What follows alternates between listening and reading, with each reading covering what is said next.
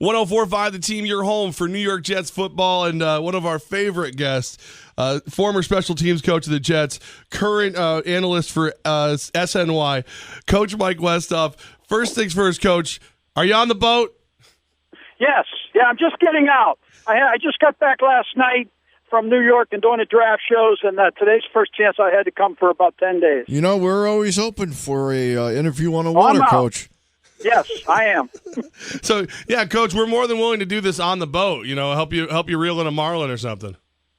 No, I only fish for sharks, so that's what I'm going for. All right, I'm out. Nah, you have a ball. We don't kill them. We catch them, let them go. It's just for fun. I'm not worried about them. I'm worried about me, Coach. Nah, you ain't any trouble. Trust me, I won't let you fall in. We got Coach Westoff. So the Jets draft, they open up with a linebacker from Ohio State, Darren Lee. Did you like this pick in particular? I loved it, and I'll tell you why. With the propensity of the NFL going to a wide-open game, empty backfields, 4 wide receivers, the fact that on defense you have to match up. If you can get a guy that's a linebacker at 230 pounds that can cover and run a 4-4, his variance that he provides for you is just off the charts. Man, I love the flexibility that they'll have with him. Actually, I made a prediction on the air on our show that I said that at the end of next year, he'll have more sacks than Joey Bosa. Oh, wow.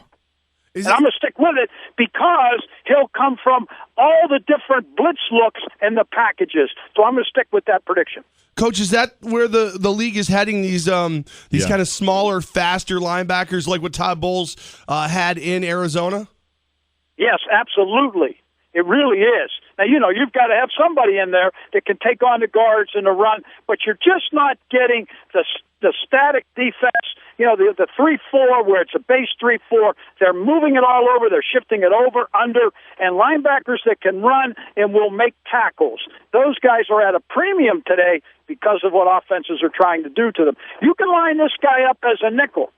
And from the same spot, he can blitz 3 or 4 different ways and cover. Rob Gronkowski will be lined up right over him. I love that.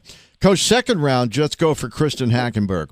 Is this more about how good Hackenberg is, or is it the final straw that Ryan Fitzpatrick may not be back? I think it's a combination. I think it says a little bit about Hackenberg. I mean, I know him pretty well. One of my jobs that I do, that I've started my own little career, is I go around to different colleges and put in my kicking game stuff for them. I went to LSU, Texas A&M, Notre Dame. I went up to Penn State, and I'm going to Clemson here in a couple of weeks. So they're pretty good schools, last I heard. But anyway, when I was up at Penn State, I was on the field with this young man. I don't coach them. I kind of coach the coaches. But I was impressed with what I saw.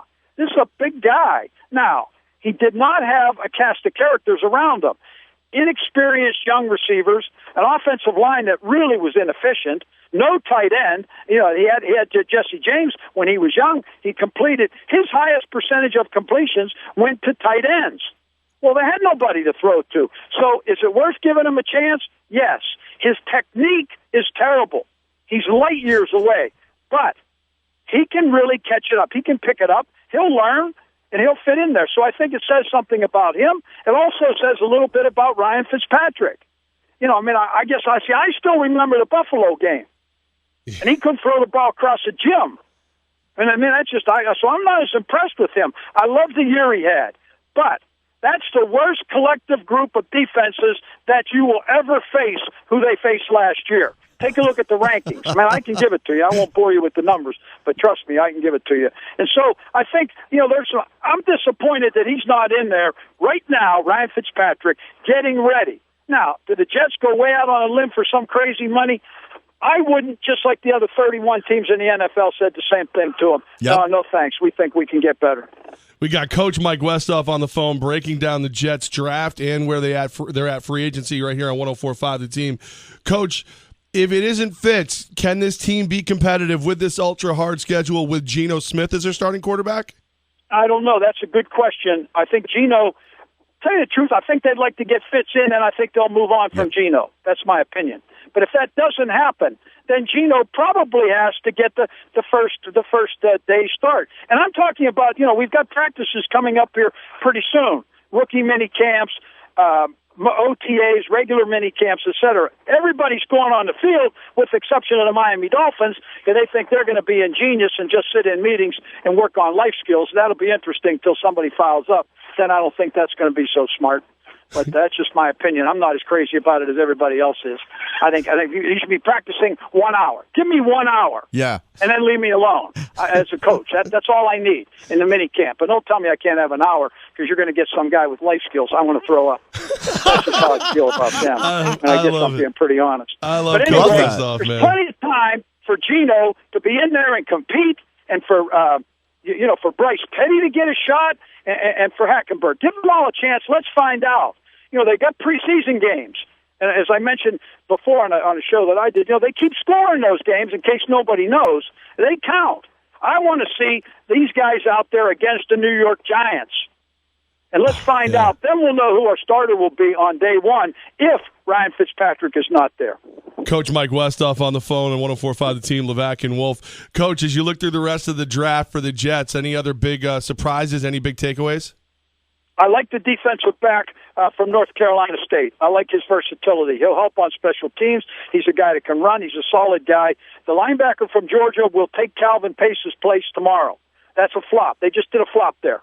You can't keep Calvin. He's getting old. You can't have that kind of guy around. He's run out of gas, and that'll pass there. I'm not sold on Shell, the offensive tackle. I think he's got a lot of development ahead of him, although I understand moving up. It's not bad to give him a year now and give up that pick for next year. And really, a young man that I heard a lot of good things about is the punter from, I don't have all these names in front of me, Leclerc, I believe you pronounce it, Leclerc, right. He's Australian. From Sam Houston State, I heard really good things about him. An outstanding punter, but he's got one big drawback. He can't hold. He cannot hold. Now, I had the same problem with Ben Graham when I signed Ben.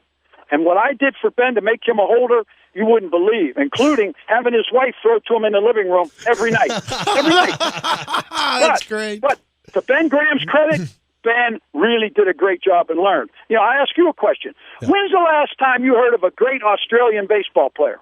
Great Australian baseball player. What century? Graham Lloyd, the bullpen. Yeah, those guys, they have the worst hands in the planet down there in Australia. Yeah, they only pitch, they don't catch. No wonder he can't hold, but I heard he's a really good kicker. I've heard it from some very reliable sources. A friend of mine, special teams coach, worked him out, gave me an incredible report on him, but he's got that problem. He can overcome it. There's a very succinct technique of holding today. Once he learns it, he'll be fine. But he's got some work ahead of him. So Brant Boyer, their new coach, has got a real challenge, but he can get that done. So I do see I heard some very good things about this young man. So I'm kind of personally excited, but he's got to overcome the fact that he's not a holder. But he can handle that if he works at it. Coach, I got to tell you, one of my favorite parts of the game is the run back after a kick. Just love it. For you, as a special teams coach, what's the most memorable one you ever saw? Okay, I'll tell you exactly, because I've had several. We had 9 different guys at the New York Jets that led the NFL in returns. 9.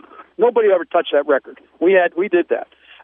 But my favorite, if I had to pick one, was Brad Smith against the Pittsburgh Steelers up in Pittsburgh at about the 13th or 14th game of the year. We had to win to get in the playoffs. It was a windy, cold Pittsburgh day. They had the number 1 defense in the NFL.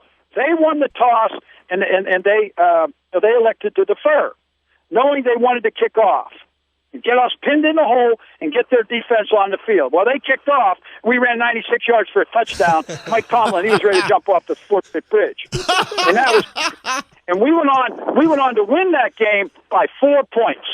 4 points, a great team victory, and it propelled us into the playoffs, and we ended up back in Pittsburgh in the AFC Championship game. And then thanks to Mike Tannenbaum and not making all the guys inactive, it didn't help us in winning that damn game. So that didn't help too much there. But that's my favorite. If I had to pick one, what he did at that time, the way we blocked it, and the way he exploded, my all-time favorite, and it had so much meaning.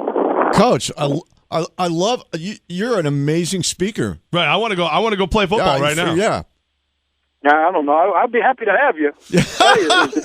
Kicking game today, we could all play. They don't have any plays anymore. They've taken it out. It's why I do this, and I don't try to coach any longer. One other kind of quirky question, I ask everybody this: funniest thing that ever happened during a game that you were at? Could be on or off. I'll make it not during a game. I'll tell you one in practice. Okay. You want to hear one? Yeah, absolutely. Practice. I'll give you one in practice. Thanksgiving Day, Rex Ryan's first year with the New York Jets. We're practicing. And we had a young man who was a kick returner for me, Pro Bowl, Justin Miller. All right, now Justin Miller had a penchant sometimes for talking a little bit and getting on people's nerves. Well, he picked the wrong guy to get on his nerves in practice because he kind of got after Wayne Hunter a little bit. Now, Big Wayne Hunter was as tough as guy as I've ever seen. I mean, Wayne was tough. And Wayne tried to stop it, but Justin kept irritating him. So Wayne let him know very unequivocally that after practice, he was in big trouble. And I mean big trouble. And that no one could stop him because Wayne was as tough as it gets. Rex came to me. Rex said, "What? I said, Rex, you got to do something." Rex called Justin Miller over. Just the three of us were standing there. And he told him, "Justin, we can calm this down, but you got to get out of here. Go off the field right now. Go into the locker room. Do not change your clothes and go home. Tomorrow it'll all calm down." I can still picture Justin Miller driving out of the parking lot in his full uniform. He went home. That's a And great. nobody said a word. Everybody said, Justin, that's a pretty smart move to make. You just keep your pads on and go home. The next day it all calmed down. But I'll never forget standing there Thanksgiving Day watching his truck go out of the parking lot in a full uniform. That's great, Coach. Former special team coach of the New York Jets, Mike Westoff. Coach, I don't want to shorten your slim time on the boat, but when you get back to work, when do we see you on SNY? I'm going to come back. We start. I hope we got to get our staff, our guys all organized. We're a little bit discombobbled right now, but we'll get it all straightened out. We do preseason things. We do the green and white scrimmage. We do it from the stadium, and I may do a couple little clips before that. But I'll do that, and then I see what ESPN Radio wants to do, and I've kind of got that stuff ahead of me and sort of have to figure it out. But the television thing, I had a lot of fun. Our show was very highly rated last year, and I'm hoping we pull it all back together. Absolutely. We'll be watching, Coach. Thank you. Coach, we love you. Thanks for the time, and go catch a shark. That's where I'm headed right now, guys. All right, thank you.